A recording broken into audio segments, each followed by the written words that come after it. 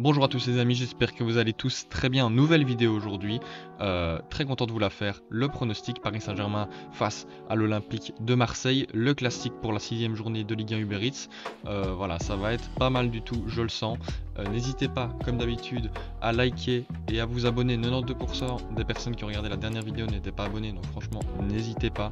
C'est gratuit et ça soutient la chaîne. On a 430, si on pouvait aller taper les 450 à l'issue de cette vidéo, ce serait vraiment très sympa. N'hésitez pas à me dire en commentaire votre pronostic pour ce match. Voilà, dimanche 24 septembre à 20h45, sera le dernier match du week-end de la Ligue 1.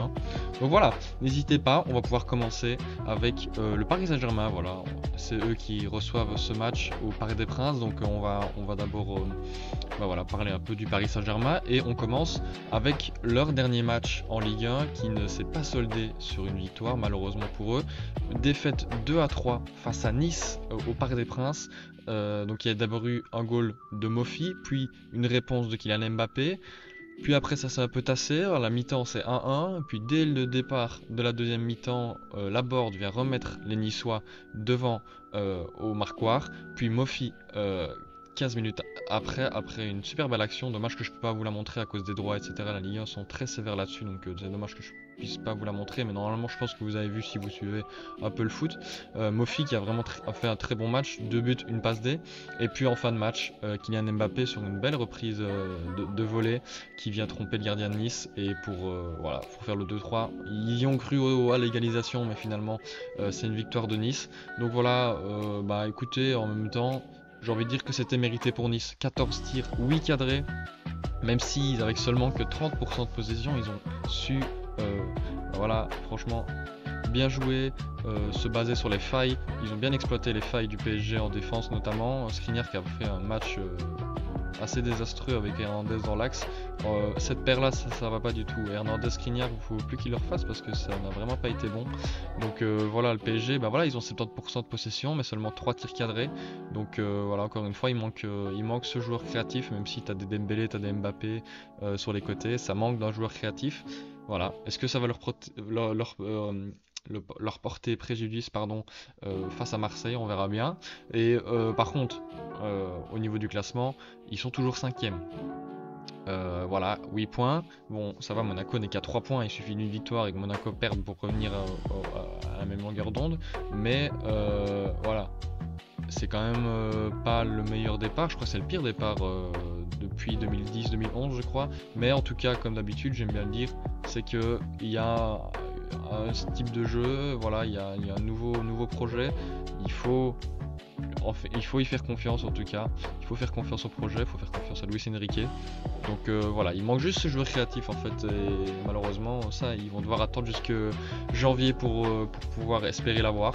Donc voilà, au niveau du classement en Ligue 1, ils sont 5e. Maintenant, le match de la semaine qu'ils ont joué face à Dortmund, ils l'ont très bien joué, franchement, très agréable à regarder. Donc victoire 2-0 le mardi 19 septembre face à Dortmund. C'était pas le meilleur des Dortmund, on va pas se mentir. Même si Dortmund avait quand même eu 2-3 phases dangereuses. Mais finalement, c'est quand même Kylian Mbappé qui vient rassurer les esprits à la 49e d'un penalty. Et puis Achraf Hakimi avec qui va marquer d'un super beau relais avec Vitinha. Non, franchement, très beau but. Il vient faire un petit crochet extérieur, crochet intérieur et puis frappe extérieure, pardon. Donc voilà, franchement ils font la bonne opération. 17 tirs, 3 cadrés.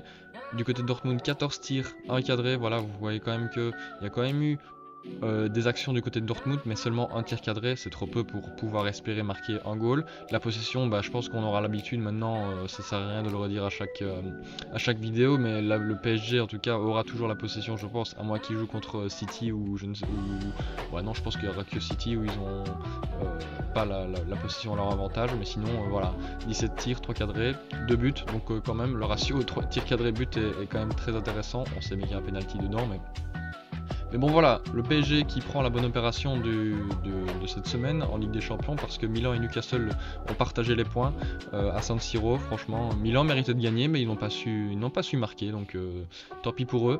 Donc voilà, le prochain match du PSG, il me semble, en Ligue des Champions, c'est contre Newcastle, donc il va falloir prendre les points aussi là-bas.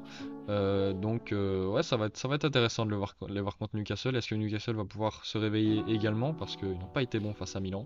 Donc voilà, du côté du PSG en tout cas, des matchs, etc. Actu, on est bon. On va pouvoir passer au niveau des compos, etc. Donc le dernier match qu'ils ont joué face à Dortmund, la compo c'était un 4-3-3, ça c'est depuis le début de saison, mais en tout cas l'intégration de Kolo Muani en tant que titulaire, voilà, très intéressant.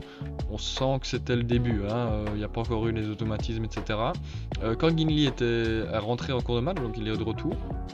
Voilà, je pense pas qu'il sera titulaire, mais en tout cas, il est sur le banc, c'est quand même un élément offensif en plus sur le banc. Et puis, voilà, sinon, comme d'habitude, la défense à 4, Hernandez, Skriniar, Marquinhos, Hakimi, le milieu à 3, Ugarte, Zahir Emery, Vitinha, et puis l'attaque, voilà, Mbappé, Kolo Muani, Dembélé. L'attaque équipe de France, je dirais. Donc voilà, le seul blessé du côté du Paris Saint-Germain, c'est Nuno Mendes. Bon, Rico, voilà, on sait bien que Sommer c'était le troisième gardien, donc ça ne me concerne pas trop, mais en tout cas, Nuno Mendes, il me semble qu'il devrait bientôt revenir, ça parle en 2-3 semaines, je crois qu'il devrait revenir. Donc voilà, c'est quand même un super bon défenseur gauche, mais malheureusement il est beaucoup trop lésé à son jeune âge, donc à mon avis ça lui portera défaut à l'avenir. Mais bon voilà, c'est pour dire que le PSG peut aborder ce match avec d'abord une victoire face à Dortmund, donc c'est quand même bon. Et puis il y a aussi au niveau des joueurs, ils sont tous là. Tous les titulaires sont là en tout cas. Donc moi, compo probable, je pense que ce sera même la compo qui sera alignée.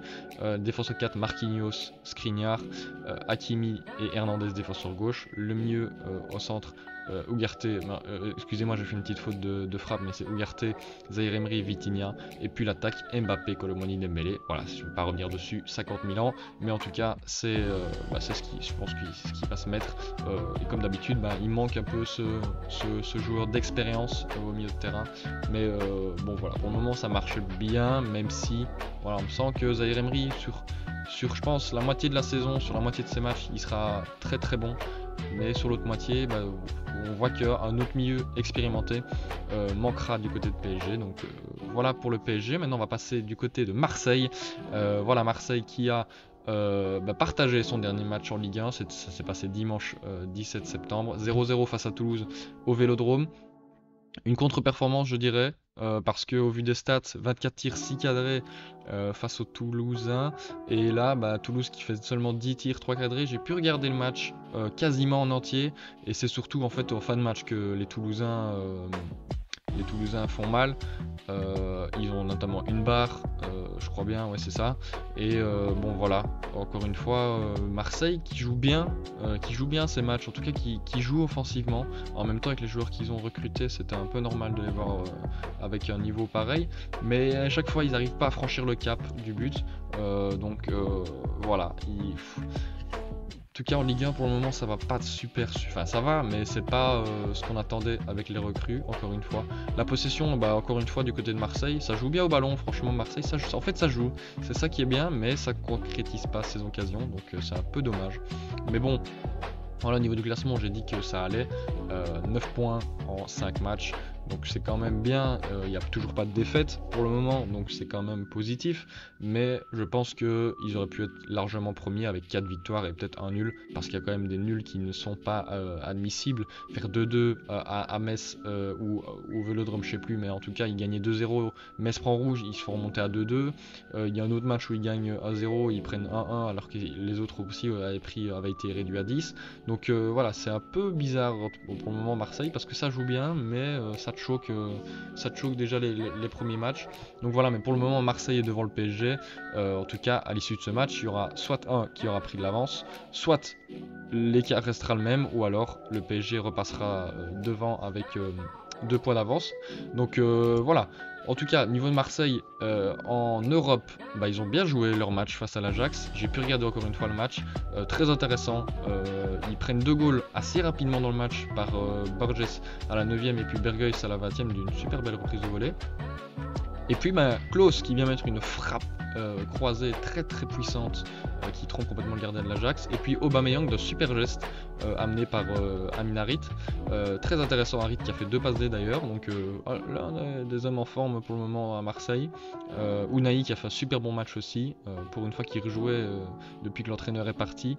Ouais, franchement très intéressant. Et puis Aubameyang qui vient répondre encore une fois à un troisième but de l'Ajax, Taylor à la 52e et puis Aubameyang à la 78e d'un beau dribble extérieur et puis une belle frappe qui déviait, mais elle partait quand même au goal sa frappe. Donc voilà, Marseille très intéressant encore une fois au niveau des stats, je pense que c'est unanime.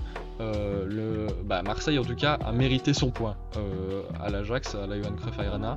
Donc vraiment très intéressant, 25 tirs, 12 cadrés, on se demande même pourquoi ils n'ont pas pris les 3 points, mais ça c'est un peu voilà, manque de sang-froid peut-être, je ne sais pas. À un moment donné, Aubameyang part tout seul au goal à la suite d'une erreur d'un défenseur de l'Ajax, mais son lob est raté.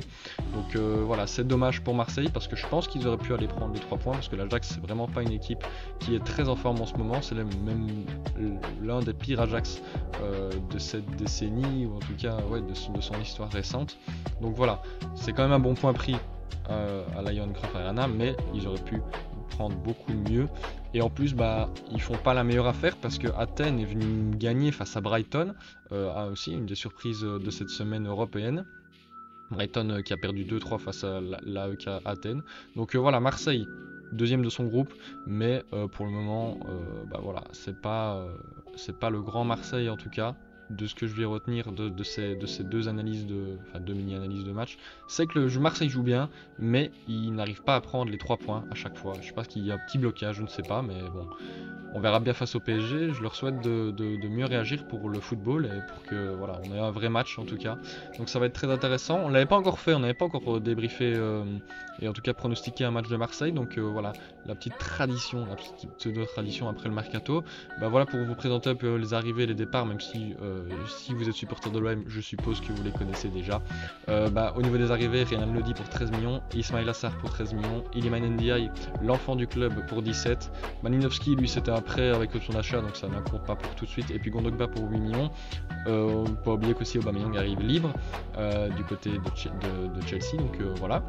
Et puis au niveau des départs, ils ont laissé partir Matteo Guendouzi d'un prêt de 1 million, puis je crois que c'est 18 millions d'obligations d'achat. Under qui est parti du côté de Fenerbahçe pour 15 millions, Malinowski qui est parti en prêt à Genoa, Milik la Juventus a levé l'option d'achat sur Milik, donc 6 millions 3. Et puis Luis Suarez qui est parti côté de Almeria pour 8 millions. Donc voilà, ils sont vraiment très très bien renforcés. Marseille, franchement, c'est très très intéressant le mercato. Et puis même on le voit tout simplement dans leur 11 de base qu'il a quand même relativement changé. La défense à 4 c'est Lodi, Mbemba, Gigot, Klose, une nouvelle recrue. Au milieu c'est Rongier, Unai, Kondogbia, une autre nouvelle recrue. L'attaque c'est que des nouvelles recrues à part Harit, Aubameyang, Ndiaye, Harit. Donc voilà, il y a aussi Hakim Correa sur le banc, il y a du Vitinha qui est vraiment pas mal en ce début de saison. Donc voilà, très intéressant Marseille. Je pense qu'ils vont partir sur la même compo avec peut-être, je sais pas, Correa à la place de Harit, même s'il a fait un bon match, je sais pas, au milieu peut-être qu'il va peut-être mettre Vertou à la place de Kondogbia, même si Kondogbia apporte cet impact physique. Donc voilà, on verra bien. En tout cas, au niveau des blessures, il y a juste Ismail Assar. C'est dommage pour eux parce qu'il faisait un bon début de saison, il a délivré 2-3 assists et un but je crois, donc voilà, dommage pour eux. Mais je pense que il s'est blessé avec son pays je crois, si je ne m'abuse. Donc, mais c'est pas une grosse blessure, hein. Je crois que il va revenir dans le courant du mois prochain. Donc voilà, ils doivent quand même faire sans Ismail Assar. Du coup ma compo, je mettrais la compo qui a été alignée face à l'Ajax. Défense à 4, Lodi, Mbemba, Gigot, Klose qui fait un super bon début de saison. À mon avis, s'il continue comme ça, il sera convoqué avec l'équipe de France pour l'Euro 2024. Le milieu à 3, Unai qui est vraiment très intéressant, Rongier et puis Kondogbia comme j'ai dit. Je pense que c'est bien de l'avoir pour l'impact physique parce qu'il y a moyen de les bouger, il y a moyen d'aller bouger le milieu du Paris Saint-Germain, et il y a un beau duel qui à mon avis va être vraiment très intéressant à suivre. Ugarte, Kondogbia, je pense que ça peut vraiment être pas mal. Et puis l'attaque Ndiaye, Aubameyang, Harit, comme j'ai dit, voilà, ça peut switcher, ça peut arriver Correa, ça peut Vitinha, voilà, ça peut un peu switcher en fonction des blessures, etc., de l'entraînement collectif. Ça, je peux pas le dire tout de suite, mais en tout cas, voilà, moi ce sera ma compo. Et puis nous, on va passer tout de suite aux cotes de ce match. Voilà, le Paris Saint-Germain qui est à 1,62, le grand favori de ce match. Le nul qui est à 4,20 et Marseille à 5,25. Est-ce que Marseille va pouvoir aller chercher la surprise du côté du Parc des Princes? Mon pronostic en tout cas, c'est un match nul. Ouais, voilà pourquoi. Un peu comme je le dis depuis longtemps, enfin depuis le début de saison, le PSG c'est beau, ça attaque, ça a la possession, mais il manque de créativité. Ça bute souvent sur les bonnes défenses, sur les blocs bas. Et moi je pense que Marseille va jouer comme ça. Il va jouer le bloc bas pour repartir en contre. On sait bien qu'ils ont des joueurs très rapides. Aubameyang, Ndiaye, Harit qui a quand même une bonne pointe de vitesse. Donc ils peuvent aller prendre la défense du PSG en profondeur. Voilà, je pense que en plus ça a bien marché. Nice l'avait super bien fait, l'avait parfaitement fait même lors du match face à Paris où ils avaient gagné 3 buts à 2. Donc voilà, il y a des lacunes défensives du côté du PSG. Est-ce que Luis Enrique les aura comblées avant ce match? Je ne sais pas, je peux pas le dire maintenant. Au niveau des buteurs, j'ai mis Mbappé et Colomani du côté du PSG. Je sens bien que Colomani va mettre un petit goal. Voilà, je pense que pour son intégration, ce serait bien pour lui. Et puis Mbappé, voilà, je vois bien peut-être un penalty ou encore une fois une petite, incursion dont lui seul a le secret. Et puis bah voilà, comme j'ai avancé mes arguments, les buteurs du côté de Marseille, j'ai mis Aubameyang et Ndiaye, deux joueurs de profondeur qui ont quand même une super bonne finition, surtout Aubameyang. Voilà, Ndiaye, il a mis la barre face à l'Ajax. Je pense que celle-ci elle sera dedans, même si Donnarumma est quand même plutôt bon en ce début de saison. Donc voilà, en plus ce serait beau pour l'histoire, Ndiaye qui marque face à Paris, le petit enfant de Marseille. Voilà, je pense que voilà, il y a moins que ça arrive en tout cas. Donc voilà, 2-2 pour PSG Marseille. Voilà mon pronostic pour cette 6ème journée de Ligue 1. Voilà, n'hésitez pas à vous abonner, à liker. C'était un très grand plaisir de faire cette vidéo. N'hésitez pas encore une fois à me dire dans les commentaires votre pronostic à vous. Je vous dis à très bientôt pour une nouvelle vidéo. Ciao ciao.